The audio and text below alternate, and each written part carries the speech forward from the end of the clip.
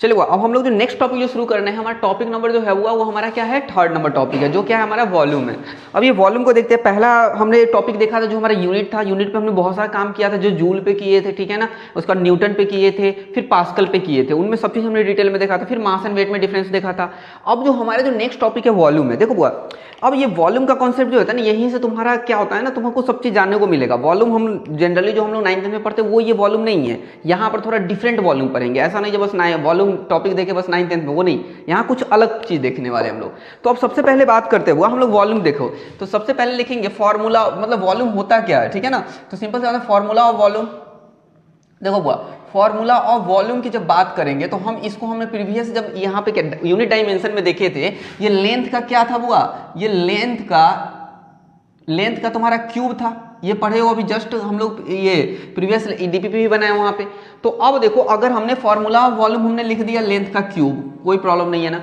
अब अगर आपसे पूछा जाए ऐसा यूनिट ऑफ वॉल्यूम, क्या पूछा जाए बुआ, अगर ऐसा यूनिट ऑफ वॉल्यूम पूछ दिया जाए तो आपका क्या हो जाएगा, तो वो देखते हैं। एसआई यूनिट ऑफ वॉल्यूम, अगर वॉल्यूम का ऐसा यूनिट पूछ दिया तो मीटर का ऐसा, लेंथ का ऐसा यूनिट क्या होता है बुआ, मीटर होता है।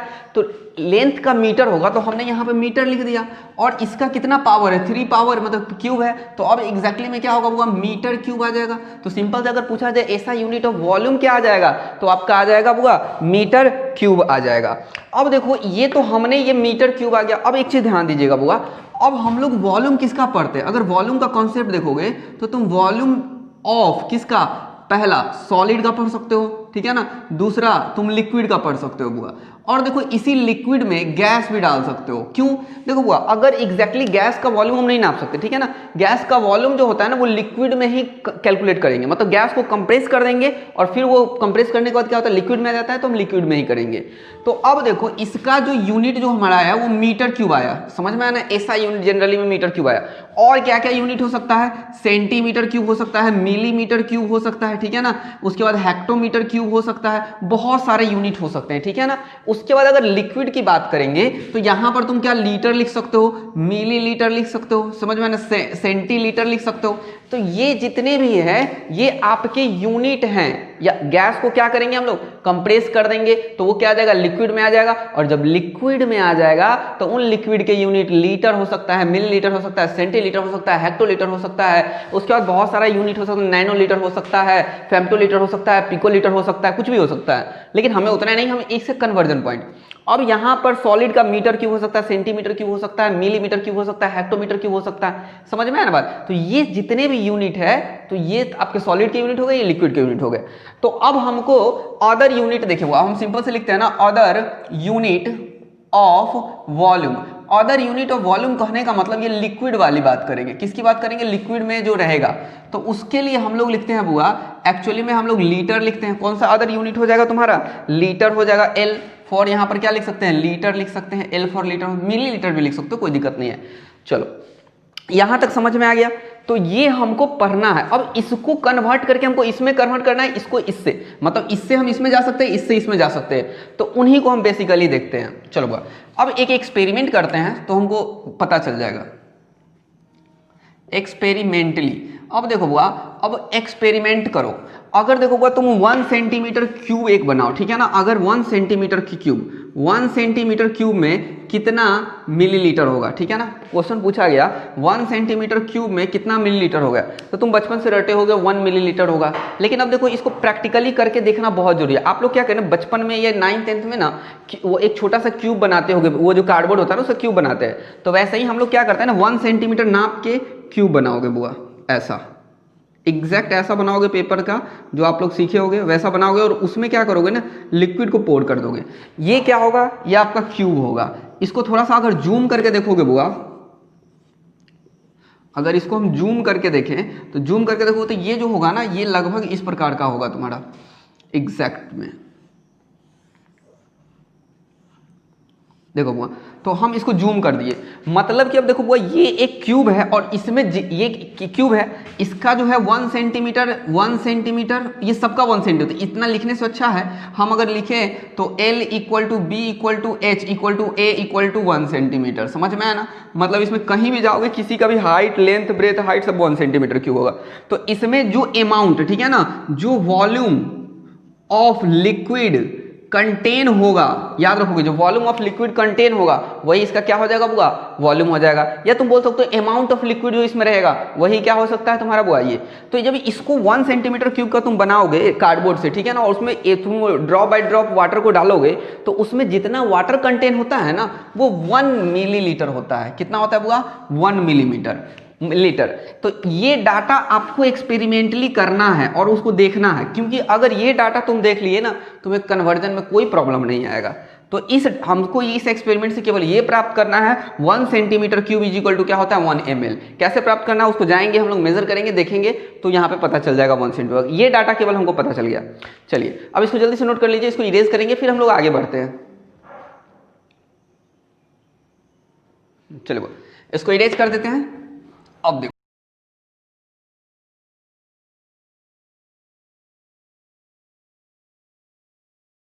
चलो देखते हैं अब हमारे जो क्वेश्चंस जो हैं 1 मीटर क्यूब में कितना लीटर होगा। तो एक जो है ये आपका ये क्या है, मीटर क्यूब मतलब सॉलिड का वॉल्यूम है, ये क्या है आपका लिक्विड का वॉल्यूम है।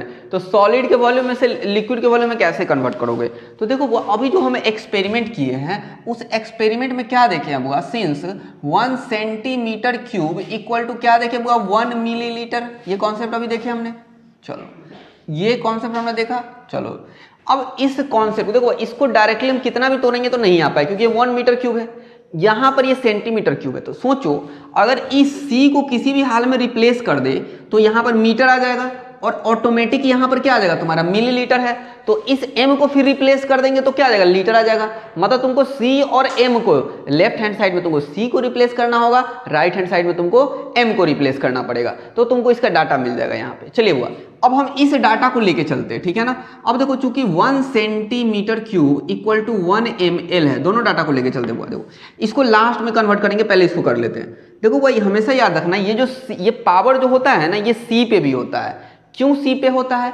क्योंकि ये एक प्रीफिक्स है, कन्वर्जन प्रीफिक्स है, और कन्वर्जन प्रीफिक्स का एक मैग्नीट्यूड होता है। जैसे अगर C की बात करें तो 10 के पावर -2 होती है, N की बात करें N मतलब नैनो 10 के पावर -9 होती है, एंगस्ट्रॉन की बात करोगे तो 10 के पावर -10 होता है, और भी बहुत सारी यूनिट होते हैं। पिको की बात करोगे तो 10 के पावर -12 होता है। तो ये जो है ना ये फिक्स है सबकी क्वांटिटी, तो इसलिए ये पावर क्या होता है ना आपका दोनों तरह होता है। तो अब हम इसको किस प्रकार से लिखेंगे, 1 मल्टीप्लाइड बाई C और M का पावर होल। समझ में, इसको होल कर देंगे।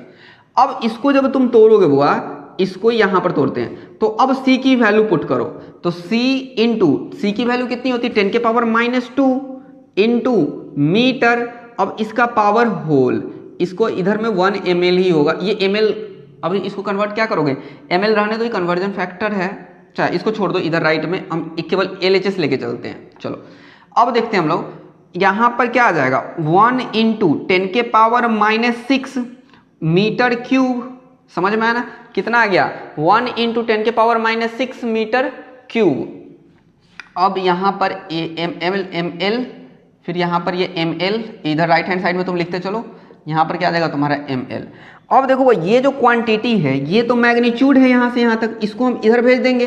तो अब यहां पर क्या होगा 1 metre cube equal to 1 by, ये 1 है और ये कितना हो जाएगा 1 इंटू 10 के पावर -6 मिलीलीटर। क्या ये क्वांटिटी आपको समझ में आया? अब देखो वो ये 1 है तो इस 1 को इससे मल्टीप्लाई करोगे तो ये 10 के पावर -6 ही रहेगा, कोई प्रॉब्लम नहीं है। जब इसको ऊपर लेके आओगे तो क्या आ जाएगा यहां पर देखो, तो यहां पर आ जाएगा 1 मीटर क्यूब इक्वल टू 10 के पावर +6, नीचे से ऊपर आएगा तो +6 मिलीलीटर। समझ में है ना, देखो तुमको इधर 1 मीटर क्यूब आ गया, इधर 1 मीटर क्यूब आ गया। अब तुमको यहां पर लीटर है, यहां पर ml है, तो m का मतलब क्या होता है मिली का मतलब क्या होता है 10 के पावर -3। तो अब यहां पुट करते हैं हम लोग 1 मीटर क्यूब इक्वल टू 10 के पावर +6 इंटू 10 के पावर -3 लीटर। तो यहां पर जो क्वांटिटी आएगा वो कितना आएगा 1 मीटर क्यूब। इस दोनों को तो इक्वेट कर सकते हैं 10 के पावर 3 लीटर। याद रखना इस क्वांटिटी को। 1 मीटर क्यूब का वैल्यू कितना आया, 10 के पावर 3 लीटर आ गया, कोई प्रॉब्लम नहीं है ना। अब इसको तुम ऐसे भी हम लोग लिखते हैं ना, 1 metre cube equal to 1000 litre. 1 metre cube में कितना आ गया, 1000 लीटर। देखो बुआ 1 मीटर लगभग इतना होता है, समझ में आना बात। तो 1 मीटर इतना, फिर 1 मीटर इतना, इसका 1 मीटर का क्यूब बनाओ और उसमें कितना अमाउंट पानी आएगा, तो 1000 लीटर आएगा, समझ में आना बात। 1 मीटर क्यूब में कितना आएगा, 1000 आएगा आपका लीटर। तो इसको एज्यूम करोगे, जब भी क्वेश्चन बनाओगे तो उसको क्या करोगे, एज्यूम करोगे, तब तुमको समझ में आएगा। चलो वो तो ये हम इस डाटा में हम क्या लिख देंगे डायरेक्टली, 1000 लीटर। अब देखो बुआ, सॉरी यहाँ पर ये नहीं होगा, 1000 लीटर। तो अब हमारे पास हमको नोट करने के लिए, रिमेंबर करने के लिए, याद करने के लिए हमारे पास दो क्वांटिटी आ गए। एक 1 centimetre cube is equal to 1 ml, दोनों क्वांटिटी याद रखना है। एक आएगा हमारा 1 metre cube equal to 1000 litre, समझ में है ना। ये दोनों क्वांटिटी अगर तुमको याद हो गया तो वॉल्यूम के तुम किसी भी कन्वर्ट कर सकते हो। याद रखोगे ये जो है ये बड़ा वाला के लिए लगाएंगे। अगर 1000 क्या होता है, जब बड़ा वाला तुमसे आएगा क्वांटिटी, ये सेंटीमीटर जब तुमको छोटा वाला आएगा, समझ में आया ना बात। तो ये दो क्वांटिटी हो गए जिन्हें आपको याद रखने होंगे, उसके बाद क्वेश्चंस बनेंगे। इसको जल्दी से नोट कर लीजिए, उसके बाद फिर हम एक क्वेश्चंस और करेंगे इस पे।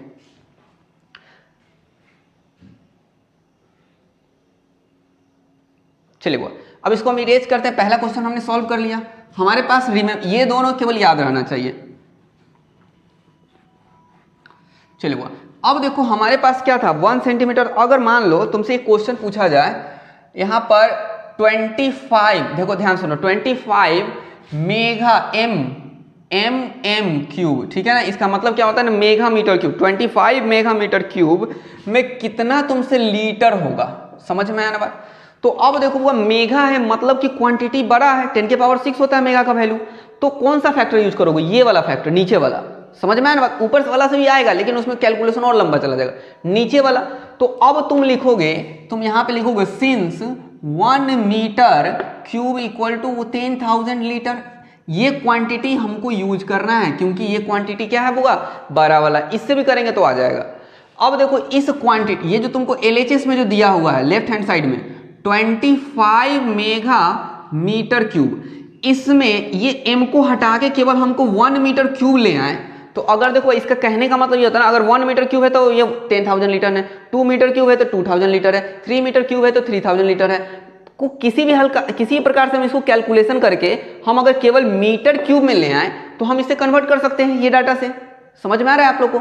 चलिए बुआ, तो अब देखो हम इसको कैसे कन्वर्ट करते हैं। ये हम कहाँ से लाए, ये वाला क्वांटिटी हमने यहाँ से लाया। तो 25 को 25 लिखो। अब ये मेगा जो है ये प्रीफिक्स है, कन्वर्जन प्रीफिक्स है। तो अब हम इसको क्या लिखेंगे, इस m और इस m क्यूब को हम बाहर निकालते हैं, इस पूरे पे पावर होता है, इस चीज को याद रखोगे, ये पूरे पे पावर है। तो अब हम क्या करेंगे, 25 इंटू मेगा का वैल्यू पुट कर दो, कितना होता है 10 के पावर 6 होता है। मीटर का तो कुछ वैल्यू होता नहीं है क्योंकि वो तो ऐसा यूनिट है, क्यूब। क्या ये समझ में आया, सॉरी ये क्या होगा तुम्हारा, ये उसका क्यूब, क्योंकि मेगा का वैल्यू केवल डाले। अब इसको तुम कन्वर्ट करोगे तो 25 इंटू 10 के पावर कितना हो जाएगा बुआ, 3 और 6 क्या होगा, 10 के पावर 18, ठीक है ना, 10 के पावर 18 मीटर क्यूब। मतलब ये जो क्वांटिटी यहां से तुमको आया वो तुमने मीटर क्यूब में कन्वर्ट कर लिया। तुम पता है ना 1 मीटर क्यूब इक्वल टू तुमको मीटर कन्वर्ट कर लिया। अब तुम बताओगे बुआ, तुम फिर से लिखोगे since 1 metre cube equal to 10,000 litre, तो देयरफॉर 25 इंटू 10 के पावर 18 मीटर क्यूब में कितना होगा। तो जो क्वांटिटी इधर मल्टीप्लाई करोगे वो क्वांटिटी इधर मल्टीप्लाई करोगे। तो इधर में क्या लिखेंगे, डायरेक्टली लिखेंगे वो 25 इंटू 10 के पावर 18 इंटू 1000 लीटर। तो ये आ जाएगा, तो आपका 25 इंटू कितना, 3 जीरो इधर है और 18, तो 10 के पावर तुम्हारा 21 लीटर। समझ में आया बुआ ये कैसे कन्वर्ट हो रहा है।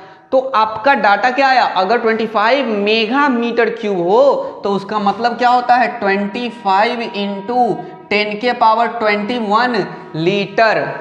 समझ में आ गया, यहां तो कोई प्रॉब्लम नहीं है ना। अब देखिए बुआ, अब इसको कभी कभी दिया रहता है ना, इस डाटा को, ये डेसिमल अगर कहीं नहीं है तो यहाँ पे है डेसिमल, तो डेसिमल को अगर लेफ्ट हैंड साइड में लाओगे तो पावर में क्या होता है, ऐड हो जाता है। ये हम नेक्स्ट लेक्चर में देखेंगे। 2.5 इंटू 10 के पावर 22 लीटर।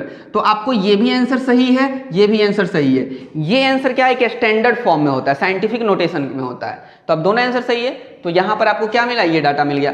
तो इस प्रकार से हुआ, जब ये कन्वर्जन फैक्टर का यही हमारा बेसिक कॉन्सेप्ट है और इस प्रकार से तुम सारे क्वेश्चंस बना सकते हो। तो हम अभी 4, 5, 8, 10 क्वेश्चंस दे देते हैं आपको बोर्ड पे, इसको सॉल्व करके अपने कॉपी में और नीचे आप इसका आंसर भी लिख सकते हैं। चलो हुआ, इसको हम इरेज करते हैं, जल्दी से इसको नोट डाउन कर लीजिए। इसको इरेज करते हैं। ये दूसरा नंबर क्वेश्चन था हमारा, यहाँ पे 1 ही था, ये दूसरा नंबर हो गया। चलिए इसको इरेज करते हैं। अब देखो हुआ,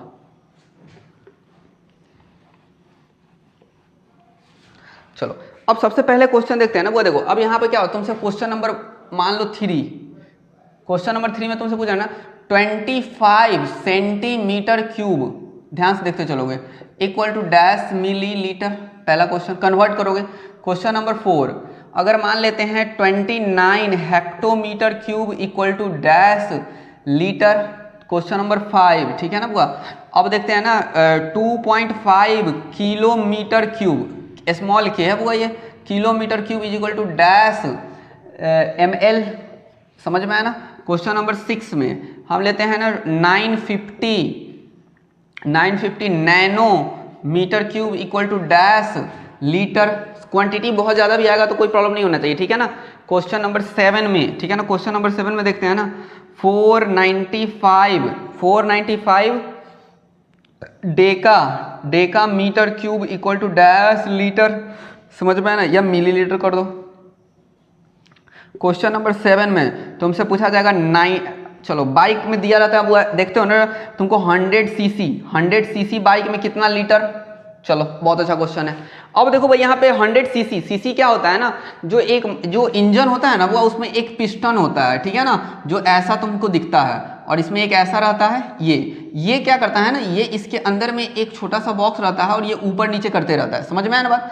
तो इसका जो वॉल्यूम जो होता है ना, इसका जो वॉल्यूम जो होता है इस इंजन का, जिसमें तुम्हारा जो कंबसन होता है उसी का वॉल्यूम होता है वो सेंट क्यू। इसको 100 सीसी लिखा रहेगा तो इसका मतलब होता है 100 सी का मतलब क्या होता है ना बुआ, यहाँ पर होता है क्यूबिक, और सी का मतलब क्या होता है क्यूबिक सेंटीमीटर, क्यूबिक सेंटीमीटर, समझो। देखो ये सी और सी मिलकर क्या होगा, क्यूबिक सेंटीमीटर। मतलब अगर 100 सीसी लिखा हो, ध्यान से देखो 100 सीसी लिखा हो तो इसका मतलब क्या होगा 100 सेंटीमीटर का क्यूब, समझ में आया ना। तो तुम जो बाइक जो लेते हो उसमें 100 सीसी लिखा होगा, 200 सीसी लिखा होगा, 500 सीसी लिखा होगा, तो उसका मीनिंग वो यही होता है, समझ में आया ना। तो यहाँ पे देखोगे तो ये इसको कन्वर्ट कर सकते हो। क्वेश्चन एक लास्ट क्वेश्चन देते, क्वेश्चन नंबर 8 में अगर 920, ठीक है ना, और 920 डेसीमीटर में कितना ml होगा। चलो ये क्या है तुम्हारा डेका है और ये क्या है तुम्हारा डेसीमीटर क्यूब है, ठीक है ना। तो इतने क्वेश्चंस को अगर कर लोगे तुमको कन्वर्जन में कोई भी दिक्कत नहीं आएगा और कुछ याद नहीं करना है, केवल ये क्वांटिटी याद करना है, इससे डिराइव कर लो ये, और उसके बाद तुम्हारा सारा क्वेश्चंस बन जाएंगे, ठीक है ना। तो यहाँ पर वॉल्यूम जो टॉपिक था वो हमारा होता है खत्म, और नेक्स्ट में हम लोग देखेंगे डेंसिटी। इसको जल्दी से नोट करिए, उसके बाद हम लोग बात करते हैं आगे।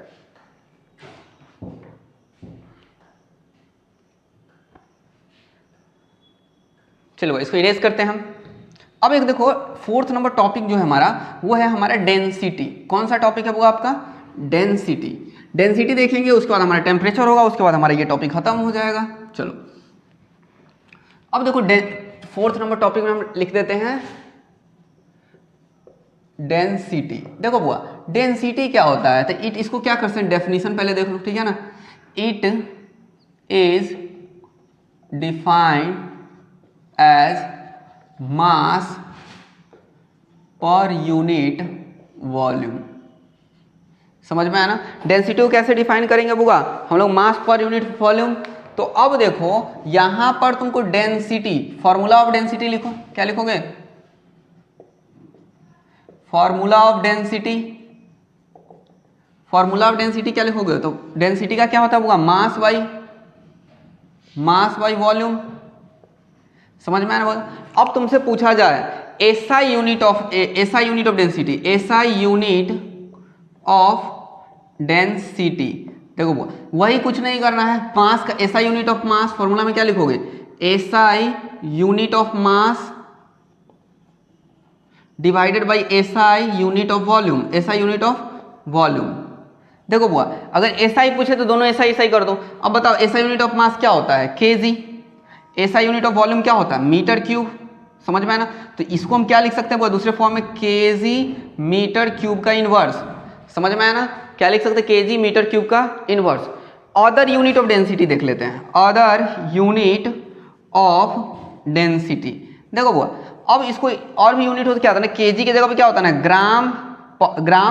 ग्राम पर सेंटीमीटर का क्यूब। इसको और लिख सकते हो ग्राम सेंटीमीटर क्यूब का इनवर्स। समझ में आया बात? इसका मतलब फिर यहाँ पे देखो, अभी जो हम लोग वॉल्यूम वाला कन्वर्जन किए ना, मतलब ये इनवर्स जो है ना, ये पूरा C को नीचे लेके आएगा। ऐसा मत समझना केवल मीटर नीचे आ जाएगा और GC ऊपर आ जाएगा, ऐसा कोई मत समझना। तो ये थोड़ा सा इसमें क्या होता है ना, कंफ्यूजन होता है बहुत बच्चे को। तो अब दूसरा यूनिट देखो, एक और यूनिट हम लोग देखते हैं ना, ग्राम पर ml। दूसरा में हम क्या लिख सकते हैं, मिलीलीटर, और ग्राम मिलीलीटर का इनवर्स। समझ में आया ना? तो ये आपका डेंसिटी हो गया। इस पर कुछ क्वेश्चंस नहीं, आपको जैसे जैसे चैप्टर आगे बढ़ेंगे तो डेंसिटी का बहुत सारे क्वेश्चंस करेंगे हम लोग। तो इस चीज को समझ में आ गया होगा। और भी देखो, मास पर यूनिट वॉल्यूम, मास पर यूनिट वॉल्यूम का मीनिंग समझो। अगर मान लेते हैं ये कोई क्वांटिटी, ये कोई वॉल्यूम है, ठीक है ना, इसको हम यूनिट मान लेते हैं, ये 1 यूनिट वॉल्यूम है, ठीक है ना, ये 1 यूनिट ऑफ वॉल्यूम है। अब ये 1 यूनिट वॉल्यूम में कितना ग्राम मास है, कितना केजी मास है, कितना क्विंटल मास है, उसी को हम लोग बोलते हैं डेंसिटी। समझ में आया ना बात? मतलब क्लियर हो गया यहाँ तक? चलिए अब हम लोग बात करते हैं हमारा जो, इसको जल्दी से नोट कर लीजिए। हम लोग नेक्स्ट देखेंगे हमारा ये तो थर्ड था ना, फोर्थ, हाँ फिफ्थ देखेंगे हम लोग, टेम्परेचर। इसको जल्दी से नोट डाउन कर लीजिए।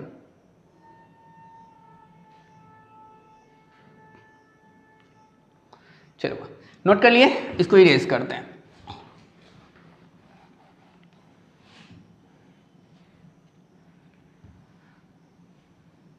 चलो फिफ्थ नंबर में हम लोग देखेंगे वो टेम्परेचर। फिफ्थ हम लोग क्या देखेंगे, टेम्परेचर। अब देखो टेम्परेचर में क्या होता है, देखो बहुत सबसे पहले there are 3 common unit of temperature. कितना होता है ये भी लिख देते हैं ना, there are 3 common unit of temperature. Temperature के 3 कॉमन यूनिट। टेम्परेचर क्या होता है ना, हॉटनेस और कोल्डनेस ऑफ द बॉडी नापा जाता है।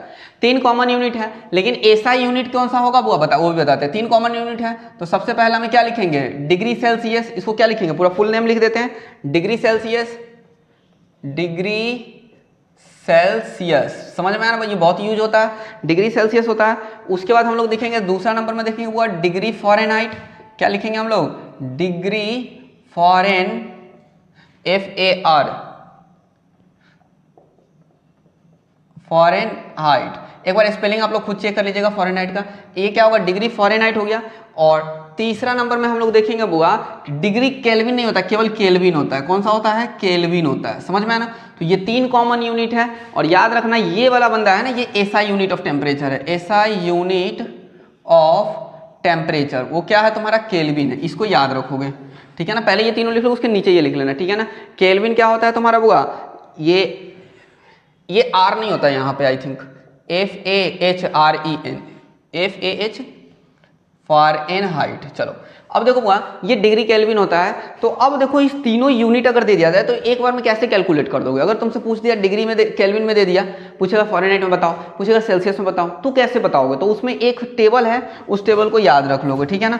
तो सबसे पहले क्या लिखोगे बुआ, डिग्री सेल्सियस। पहले क्या लिखोगे, डिग्री सेल्सियस।